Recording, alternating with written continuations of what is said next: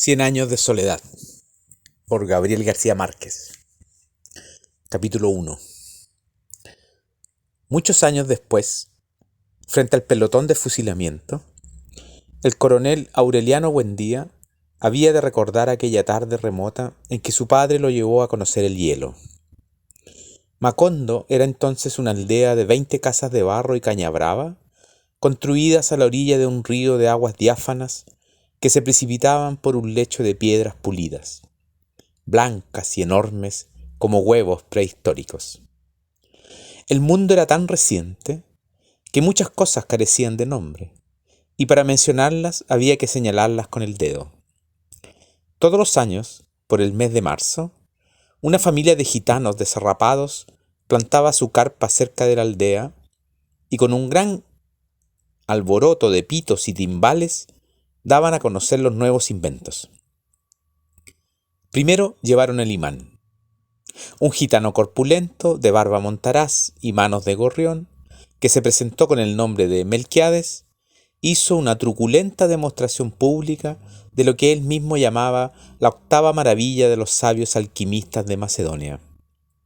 Fue de casa en casa, arrastrando 2 lingotes metálicos, y todo el mundo se espantó al ver que los calderos, las pailas, las tenazas y los anafes se caían de su sitio, y las maderas crujían por la desesperación de los clavos, y los tornillos tratando de desenclavarse, y aún los objetos perdidos desde hacía mucho tiempo aparecían por donde más se les había buscado, y se arrastraban en desbandada turbulenta detrás de los fierros mágicos de Melquiades.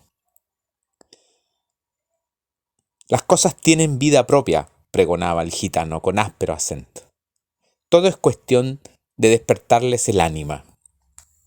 José Arcadio Buendía, cuya desaforada imaginación iba siempre más lejos que el ingenio de la naturaleza, y aún más allá del milagro y la magia, pensó que era posible servirse de aquella invención inútil para desentrañar el oro de la tierra. Melquiades, que era un hombre honrado, le previno: para eso no sirve. Pero José Arcadio Buendía no creía en aquel tiempo en la honradez de los gitanos. Así que cambió su mulo y una partida de chivos por los 2 lingotes imantados. Úrsula Iguarán, su mujer, que contaba con aquellos animales para ensanchar el desmedrado patrimonio doméstico, no consiguió disuadirlo. Muy pronto ha de sobrarnos oro para empedrar la casa, replicó su marido. Durante varios meses se empeñó en demostrar el acierto de sus conjeturas. Exploró palmo a palmo la región, inclusive el fondo del río, arrastrando los 2 lingotes de hierro y recitando en voz alta el conjuro de Melquiades. Lo único que logró desenterrar fue una armadura del siglo XV con todas sus partes soldadas por un cascote de óxido, cuyo interior tenía la resonancia hueca de un enorme calabazo lleno de piedras. Cuando José Arcadio Buendía y los 4 hombres de su expedición lograron desarticular la armadura, encontraron dentro un esqueleto calcificado que llevaba colgado en el cuello un relicario de cobre con un rizo de mujer. En marzo volvieron los gitanos. Esta vez llevaban un catalejo y una lupa del tamaño de un tambor, que exhibieron como el último descubrimiento de los judíos de Ámsterdam. Sentaron una gitana en un extremo de la aldea e instalaron el catalejo a la entrada de la carpa. Mediante el pago de 5 reales, la gente se asomaba al catalejo y veía a la gitana al alcance de su mano. La ciencia ha eliminado las distancias, pregonaba Melquiades. Dentro de poco, el hombre podrá ver lo que ocurre en cualquier lugar de la tierra sin moverse de su casa. Un mediodía ardiente, hicieron una asombrosa demostración con la lupa gigantesca.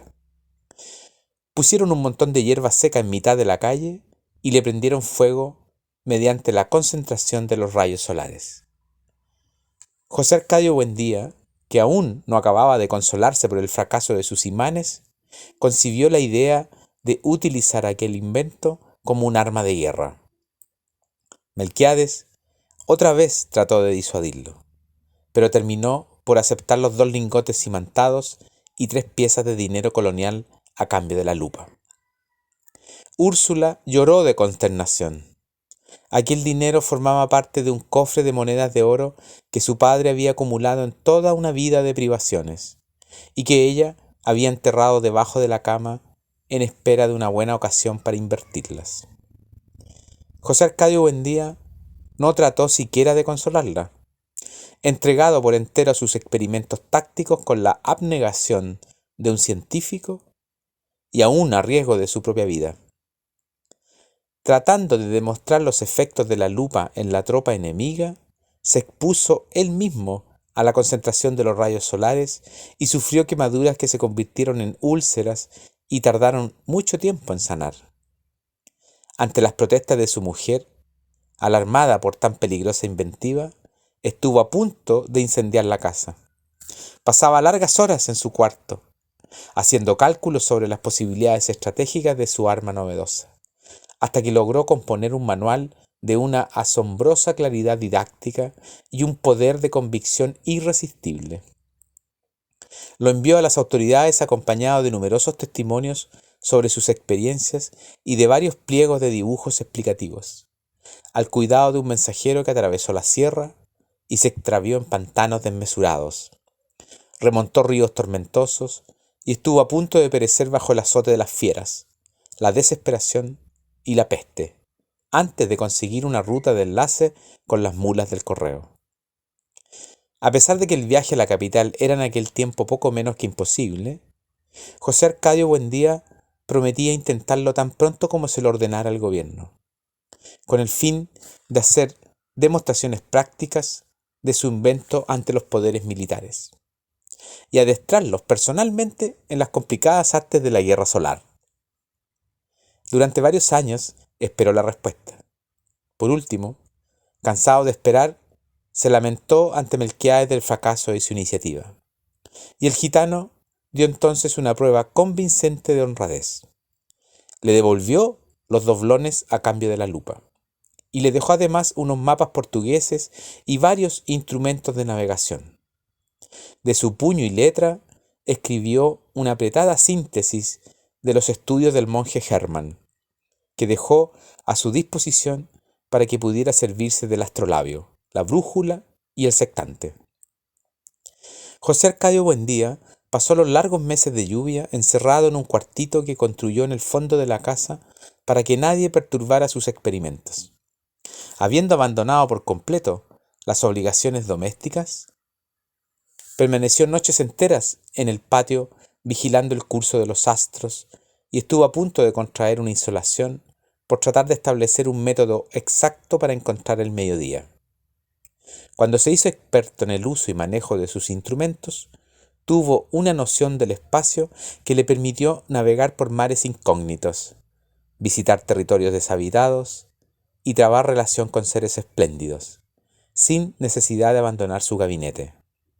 Fue esa la época en que adquirió el hábito de hablar a solas, paseándose por la casa sin hacer caso de nadie, mientras Úrsula y los niños se partían el espinazo en la huerta cuidando el plátano y la malanga, la yuca y el ñame, la ayuama y la berenjena.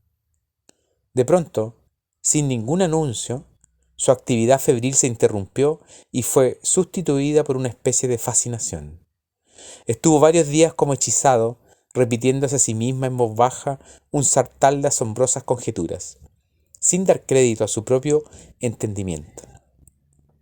Por fin, un martes de diciembre, a la hora del almuerzo, soltó de un golpe toda la carga de su tormento.